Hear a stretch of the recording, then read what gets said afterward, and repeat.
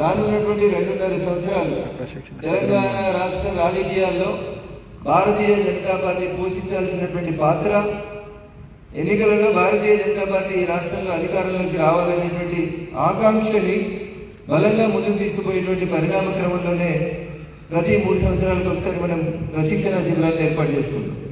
ప్రతి 3 సంవత్సరాలకు ఒకసారి సభ్యత్వం చేస్తుంది భారతీయ జనతా పార్టీ.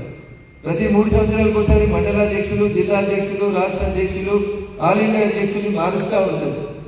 బాగా పనిచేసినటువంటి వాళ్ళ అధ్యక్షులు ఉంటే ఎప్పుడైనా 2వ టర్మ్ కొనసాగించేటువంటి కార్యక్రమం నడుస్తుంది మన పార్టీలో. కానీ ఎవరికి కూడా ఎంత పెద్ద నాయకుడికైనా 3వసారి మన పార్టీలో అధ్యక్ష పదవి కంటిన్యూ కాలేదు. కాబట్టి దయచేసి అందరం కూడా అర్థం చేసుకోవాలి. పార్టీ ఎంత వేగంగా అయితే మారుతుందో అంతే వేగంగా మనం కూడా మారితే పార్టీకి గౌరవం ఉంటుంది, మనకు గౌరవం ఉంటుంది.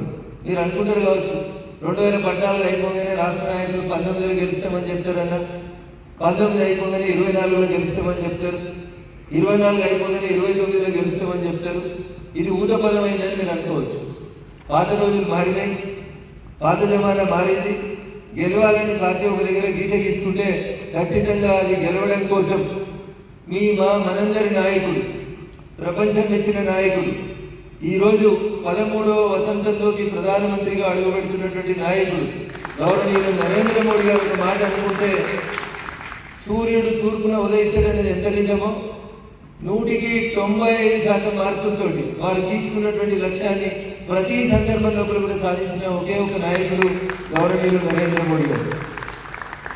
ప్రజల చేత ఎన్నుకోబడి ప్రధానమంత్రిగా 4398 రోజులు ఈ దేశాన్ని పండిట్ జవహర్లాల్ నెహ్రూ గారు పరిపాలిస్తే ప్రధానమంత్రిగా ఈ రోజుతో 4399వ రోజులోకి అడుగుపెట్టి స్వతంత్ర భారతదేశంలో అందరికంటే ఎక్కువ కాలం ప్రధానమంత్రిగా పనిచేసినటువంటి వ్యక్తిగా గౌరవనీయులు నరేంద్ర మోడీ గారు ఈ రోజు చరిత్ర సృష్టించడం అనేది, ఆ రోజే మనం మన ప్రశంసను ప్రారంభించుకోవడం అనేది నిజంగా మన అందరం కూడా గర్వపడాల్సినటువంటి రోజు.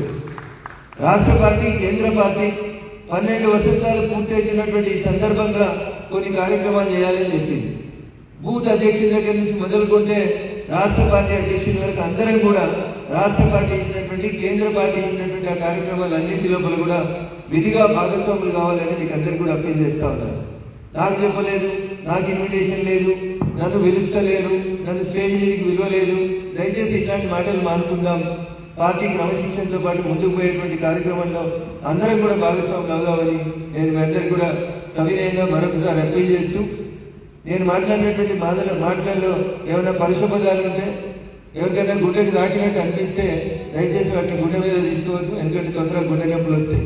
వాటిని అంతే స్పోర్టివ్గా, అంతే లైట్గా తీసుకొని ఎక్కడో దగ్గర మనం పొరపాటు చేస్తున్నట్టున్నాం, అందుకని నాకు ఇది ఆపుతున్నాయి మాటలను అర్థం చేసుకొని ఆ పొరపాటు మళ్ళీ భవిష్యత్తులో పునరావృతం కాకుండా ఈ ప్రశిక్షణ తర్వాతనన్నా కొంచెం శుద్ధి మనసుతోటి, మంచి మనసుతోటి ముందుకు పోయి పార్టీని ముందుకు నడిపించాలని మీ అందరినీ కూడా వేడుకుంటూ, ఈ ప్రారంభ ఉపన్యాసం తర్వాత ప్రశిక్షణ ఇట్లా కంటిన్యూ చేయాలి.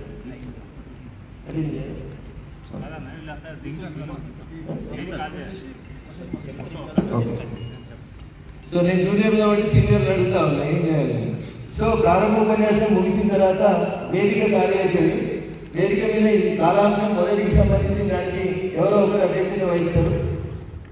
వారు ఒకరు మాత్రమే ఉంటారు, అక్కడ నేను చెప్పలేదు, వారు ఒకరు మాత్రమే అధ్యక్షత వహిస్తారు. ప్రతి కాలాంశానికి ఒకరు మాత్రమే అధ్యక్షత వహిస్తారు. ఒకరు కాలాంశం చెప్పేటువంటి పెద్దలు వేదిక మీద ఉంటారు.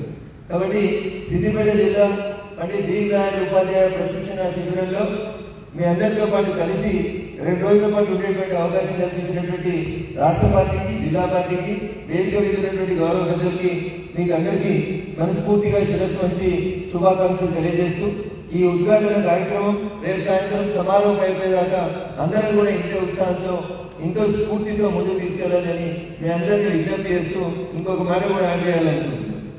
వందే మాతర గీతం అనేది మన దైనందిన జీవితంలో కూడా కంపల్సరీ ఒక సబ్జెక్టుగా మారింది.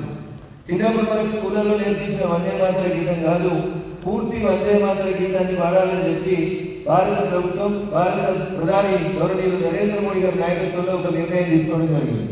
అందుకని అక్కడ దేంట్లో మైక్లో పెట్టేస్తారు, మనం అందరం నిలిచింటామని కాకుండా దయచేసి శిక్షణ శిబిరం అయిపోయిన తర్వాతనైనా అందరికీ సెల్ ఫోన్ ఉంటే ఇంటికి పోయినాకైనా చిన్నప్పుడు వందే మాత్రం ఎట్లా నేర్చుకున్నాం అట్లా మీరందరూ కూడా మీ సెల్ ఫోన్ ఆన్ చేసి పూర్తి వందే మాత్రాన్ని అట్లీస్ట్ ఒక 30 days టార్గెట్ పెట్టుకొని ఆ 30 days లో కూడా పూర్తి వందే మాత్ర గీతాన్ని నేర్చుకోవాలని మీకు అందరూ కూడా ఇంక్లూడింగ్ అందరూ